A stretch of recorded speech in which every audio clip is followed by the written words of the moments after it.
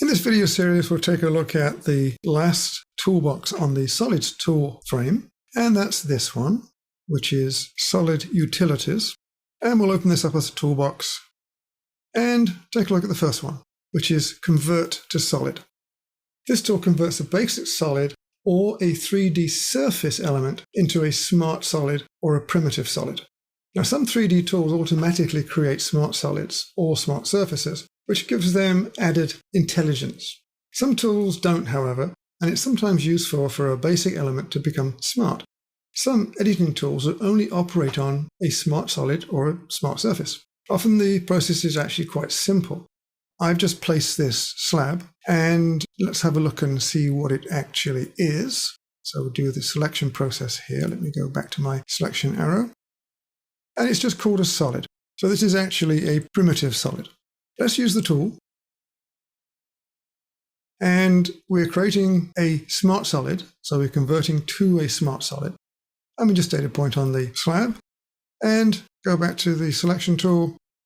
And we see that now we have a smart solid. Now let's undo that action. Let's make sure we have just a solid. And what I'm going to do is to go in there and add something. So I'm going to use the Fillet Edges tool. And I'm going to put a couple of fillets on here. So one there, and one there, one there, one there.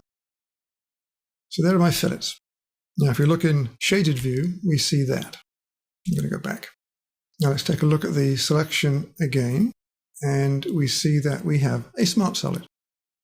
So the fillets that we added are added intelligence to that object. And that's what they mean by intelligence.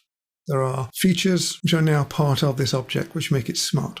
Now, as I said, it's normal for that sort of operation to automatically turn this object into a smart object, but you can use the tool to do it manually.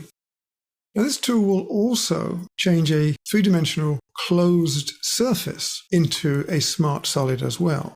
Now, for example, I have a cone here, which in fact is a surface. Let me show you what I mean.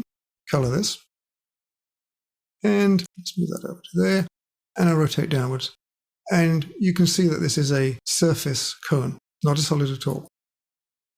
If I use my Convert to Solid on the surface, the wireframe changes.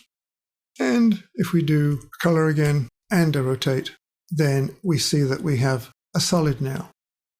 So that's actually quite a useful operation. Now, the trick here, of course, is that the surface has to be a closed surface. And obviously the cone certainly is. And of course, this precludes trying to convert a flat surface into a solid. So experiment with that last option, but just remember that it must be a closed surface, meaning that it loops back on itself as a cone does.